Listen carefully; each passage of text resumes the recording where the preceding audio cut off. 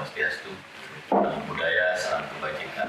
Ayo, pemirsa yang berbahagia, kita berjumpa kembali dalam Serba-Serbi Indonesia bersama Gus Dubes, sebuah program yang kami hasilkan dari KBRI Tunis di Ruang Nusantara untuk berbincang-bincang santai tentang Tunisia, sejarah, peradaban, hubungan bilateral di antara kedua negara Indonesia Tunisia, dan juga aktivitas WNI kita yang berada di Tunisia yang sebagian besar adalah mahasiswa Indonesia.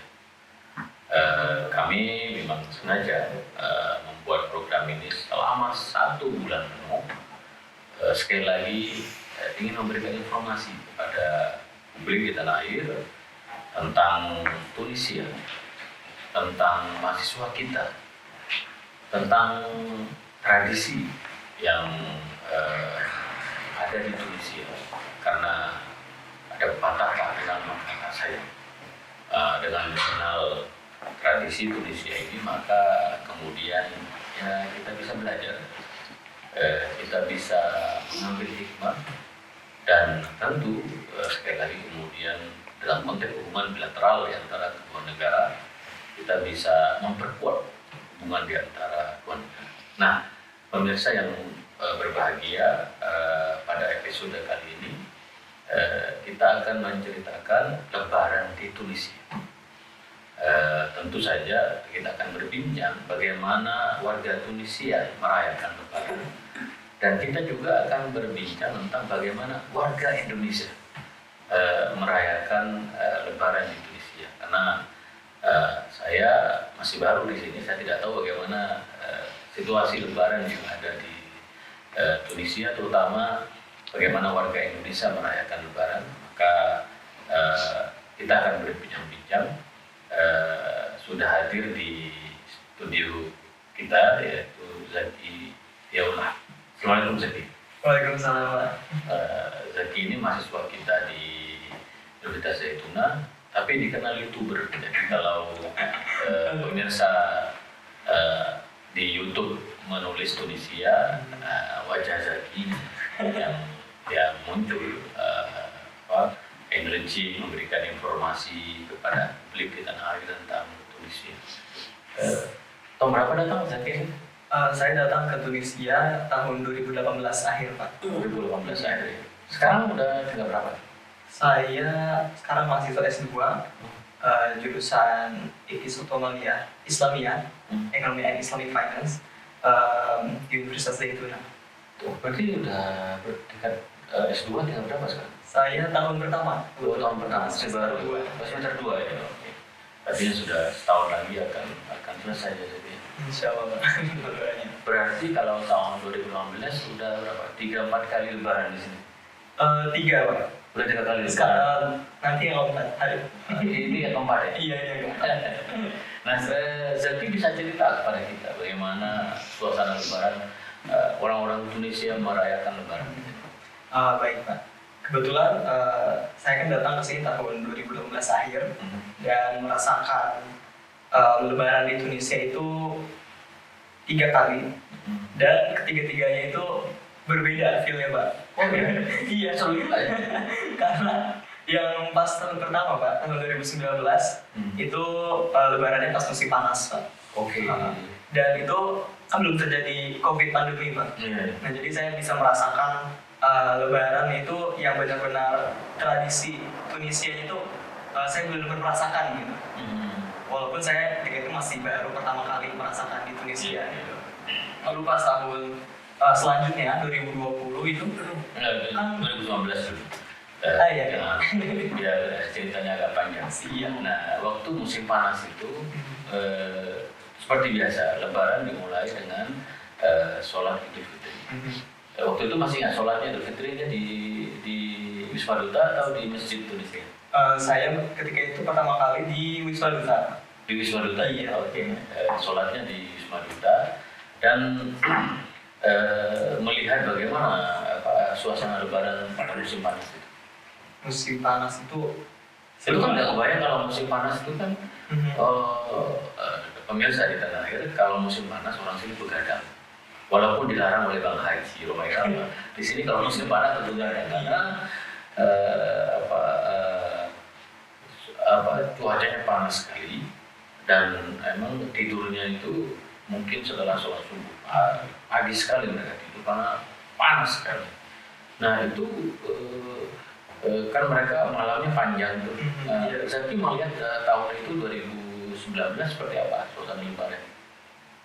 Betul banget itu yang dikatakan Gus Dubes bahwa masyarakat Tunisia itu ketika musim panas begadang. Nah jadi kita sholat Id dan mereka pulang dan saya nggak seperti di Indonesia gitu Pak. Jadi ada banyak kerumunan gitu kan. Kalau di Indonesia itu sepi Pak. Iya, entah karena mereka lebih merayakan di rumahnya masing-masing, lebih silaturahmi dengan keluarganya, dan kita sebagai mahasiswa ya hanya melihat kok ini sepi banget ya Pak gitu. Termasuk di Jalan Burgeo sepi ya? Sepi Pak. Kalau toko-toko masih tutup juga? Toko-toko tutup, itu kan karena hari libur nasional ya Pak. 2 hari Lebaran itu di Tunisia. Jadi ini kenapa ya gitu kan? Saya pertama kali bertanya-tanya gitu Pak. Jadi ini kenapa kok sepi banget di jalan-jalan gitu? Wah, dan setelah saya tanya gitu kepada teman-teman saya di kampus ya, memang budaya di Tunisia itu seperti itu Pak. Jadi mereka ya hanya merayakan Idul Fitri itu ya di rumah masing-masing gitu bersama kerabat terdekatnya gitu Pak. Dan kabarnya mereka juga ada tradisi mudik ya seperti kita. Iya. Jadi orang-orang yang bertinggal di kota ini memang Tunisia, pemirsa ini kota yang paling padat di Tunisia dan sama dengan kita ketika Lebaran mereka mudik. Iya. Mereka mudik. Tapi nggak macet ya Pak? Ya saya sudah, yang saya kangeni dari Jakarta adalah kemacetan. Saya tidak pernah melihat kemacetan seperti di Jakarta karena saya pernah dari Jakarta Pusat ke rumah saya di Ciputat itu saya bisa 6 jam. Pernah saya dari Wisma Duta ke sini cuma 2 menit 3 menit ya. Atau dari Wisma Duta ke kawasan teman-teman di Kota Tua Tunis ya paling 15 menit ya. Dan kegiatan saya dari satu tempat ke tempat yang lain paling jauh sekalipun di Kota Tunis itu ya paling lama ya 30 menit 20 menit itu dan jadi ketika Lebaran itu nggak ada tradisi misalnya datang ke orang-orang Tunis dari masyarakat. Ada Pak. Jadi saya tanya dulu masyarakat Tunisia itu juga teman-teman saya khususnya di kampus mengucapkan selamat hari Idul Fitri gitu. Iya. Dan mereka malah berebut jadi datang dong ke rumah saya gitu kan. Dan saya sampai bingung milih ke rumah siapa ya gitu kan. Tapi kebetulan waktu itu akhirnya saya milih ke salah satu rumah teman. Di sana saya jamu banget Pak, jadi sholat dengan keluarganya, makan bareng. Kuskusi lagi. Kuskusi, memang makanan khasnya kuskusi. Karena ya jamuan mereka itu ya sangat Pak? Sangat menghormati tamu banget gitu Pak. Jadi ketika saya di sana ya merasa seperti di rumah masing-masing, di rumah sendiri gitu Pak. Jadi pemirsa kalau kita diundang ke keluarga di Tunisia memang harus siap-siap jangan kenyang. Jadi karena sana hidangannya banyak sekali dan kita diminta untuk makan. Benar. Semua ada ikan, ada ayam, ada daging kambing, ada daging sapi. Itu mejanya penuh sekali dan kebetulan kita ini memang makannya tidak terlalu banyak sehingga kalau ada undangan memang harus siap-siap untuk santap makan itu sepanjang hari dari sore sampai malam toko-toko masih tetap tutup ya? Toko-toko tutup, namun kafe buka Pak. Kami buka ya? Iya, di siang hari menuju sore hari itu sudah buka. Itu juga yang membuat saya culture shock sih Pak. Ini kok kafe kenapa buka gitu? Mereka nggak ada silaturahim kah tukang kafenya ini gitu. Iya, mungkin mereka lebarannya di kafe. Kita husnuzon aja ya. Tahun 2019 Ketika COVID bagaimana Pak lebarannya? Nah, itu ketika COVID saya sama sekali nggak merasakan suasana lebaran, bahkan Ramadan juga, karena ya benar-benar itu lockdown full Pak. Memang stay at home ya. Stay at home. Tinggal di Kita, rumah betul ya. Iya, sholat tarawih, lalu juga sholat id itu Iya. kita di rumah masing-masing Pak. Betul. Jadi nggak ada kenangan yang baik yang mungkin ya ketika 2020 itu Pak. Iya. Jadi karena ya di satu sisi lain memang keadaan nggak mendukung dan ya kita menerima aja gitu dengan keputusan pemerintah Dan Indonesia. masjid juga lockdown memang itu. Iya, begitu Pak. Termasuk orang-orang Indonesia juga melaksanakan di rumah mereka masing-masing. Iya, di rumah masing-masing. Wow.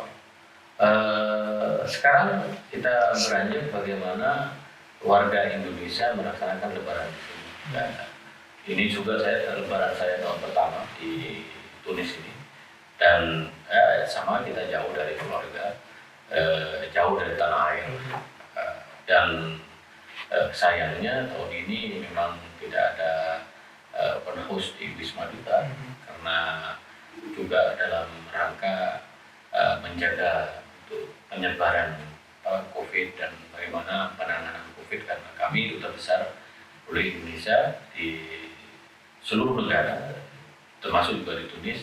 Kita juga diminta oleh pemerintah untuk betul-betul menjaga supaya tidak ada kerumunan yang lebih besar, sehingga tahun ini kita tidak ada lebaran bersama. Biasanya kan tadi saya cerita lebaran di Wisma Duta, sehingga nanti mungkin open house-nya akan digelar di Perhimpunan Pelajar Indonesia, jadi di komunitas mahasiswa yang mengadakan. Nah, waktu itu Zaki bagaimana teman-teman di sini biasanya melaksanakan lebaran itu?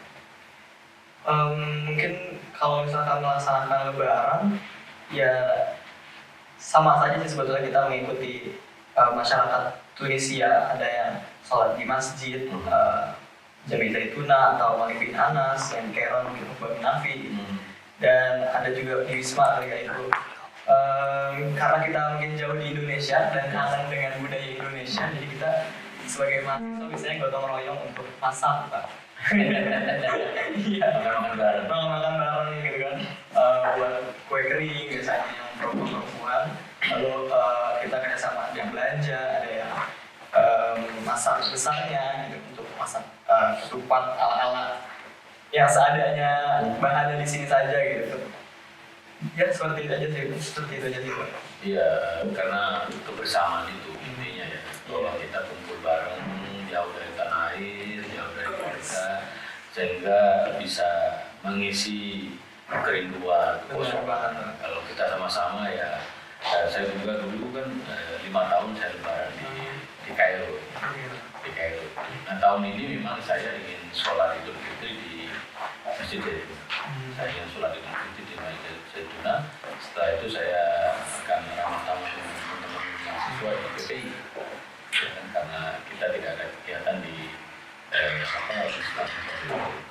Nah biasanya kalau teman-teman mahasiswa itu ada selain makan-makan di Wisma Duta itu, ya ada masak-masak, bikin kue itu di rumah-rumah, saling silaturahim, halal bihalal. Ada nggak halal bihalal di sini? Ada Pak, jadi biasanya habis sholat gitu Pak. Habis sholat ya kita halal bihalal bareng gitu, maaf-maafan gitu kan. Dan ya saling Pak, mengobati kerinduan tanah air aja sih Pak sebetulnya, karena kan kita memang jauh gitu dari keluarga, dan memang biasanya kita di Indonesia lebaran itu momen berkumpul dengan keluarga gitu kan. Dan ya jadinya kita berkumpul dengan teman-teman di sini, salah satunya untuk sedikit mengobati rasa rindu itu Pak.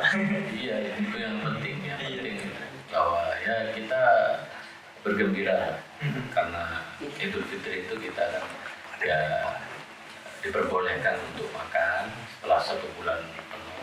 Saya lupa tadi, kalau di Indonesia itu kan malam lebarannya itu ramai, ada takbiran keliling. Di Tunis itu ada juga nggak takbiran keliling atau takbiran di masjid-masjid?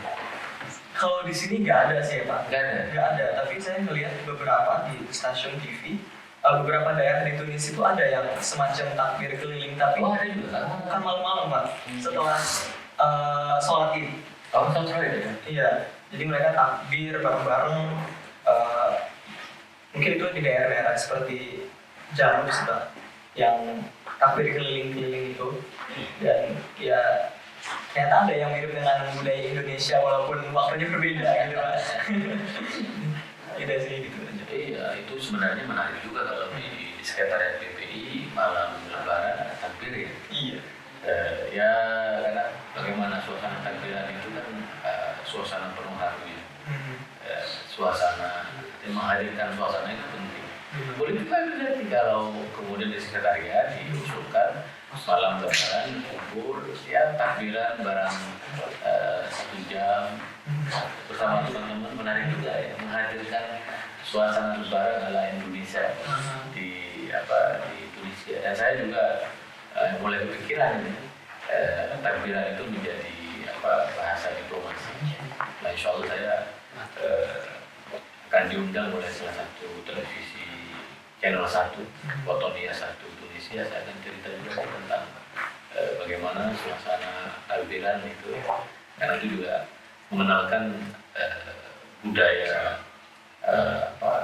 Nusantara. Nah, kalau kegiatan di antara mahasiswa biasanya lama nggak itu? Kalau pas Lebaran di sini, atau hanya sholat, makan-makan langsung pulang, atau ada kegiatan-kegiatan khusus yang teman-teman lakukan? Nggak ada sih Pak. Jadi kita cuma ya sekedar malam takbiran itu kita ada sendiri Pak. Kita inisiatif sendiri. Oh, ada malam takbiran? Kita Alhamdulillah. membuat sendiri Di rumah atau di sekretariat? di sekretariat atau ya yang rumah dengan halaman yang luas gitu Pak. Jadi Oh, boleh. jadi teman-teman berkumpul di sana gitu kan, kita takbiran bareng, dan ya sudah kita takbiran di sana sampai jam 12 gitu. Oh, itu saya hadir insya Allah. Kalau memang ada takbiran di sekitar PPI, insya Allah saya juga akan hadir memeriahkan suasana takbiran. Nah, nggak ada teman-teman misalnya jalan-jalan. Nah, pemirsa, tahun ini Lebaran di Tunisia ini bertepatan dengan musim semi. Musim semi itu tidak panas, tidak dingin, moderat. Tidak banget. Tapi kadang-kadang cuacanya tiba-tiba dingin. Tapi dinginnya tidak seperti musim dingin, dan panasnya tidak seperti musim panas. Tetapi sangat nyaman, alhamdulillah, sangat cocok. Saya pribadi musim dingin tidak cocok karena di Madura itu kan panas. Jadi ketika kita musim dingin, orang Madura kalah. Kalau musim panas, saya tuh sangat senang sekali. Nah, itu nggak ada memang menurut saya memang harus dibikin kegiatan sehari penuh. Teman-teman bisa kumpul bareng untuk ya mengisi kekangenan, kerinduan. Biasanya kalau Lebaran Zaki sendiri telepon orang tua. Nah itu biasanya Pak, kita kebanyakan mahasiswa setelah sholat Id itu langsung piceng. Atau ya mungkin ada yang dari pagi subuh, karena kan di Indonesia sudah siang gitu, atau beberapa kerabat yang ada di Indonesia kita say hello karena udah lama berjumpa gitu. Jadi ketika ada kegiatan di PPI mungkin ya, jadi sekedar hanya makan, bertemu, saling sapa gitu, dan sisanya ya kita kadang melepas kerinduan dengan sanak keluarga yang ada di Indonesia gitu Pak. Iya, kalau sholat Idul Fitri jam 6 pagi itu Indonesia sudah jam 12. Iya. Kalau jam 7 di Indonesia itu udah sekitar jam 1. Jadi beda, masih oke. Ya, khawatirnya kalau kemudian di Indonesia malam banget atau tapi memang range-nya masih antara jam 12 sampai jam 1. Dan itu memang sangat asik. Zaman saya itu dulu lagi itu karena tidak ada teknologi secanggih zaman sekarang, itu nggak bisa telepon aja susah tahun 95, hingga memang Ramadan itu betul ya sudah ya ya sudah mendoakan aja semoga orang tua sehat, tapi zaman tadi lumayan masih bisa telepon, masih bisa telepon. Nah kalau Lebaran tahun ini apa rencananya Zaki dan kawan-kawan? Apa sudah ada planning mau jalan-jalan atau paling atau mau ngopi atau apa? Belum ada rencana. Belum ada rencana sih Pak, karena ya biasanya mengalir saja kalau bulan Lebaran di sini Pak.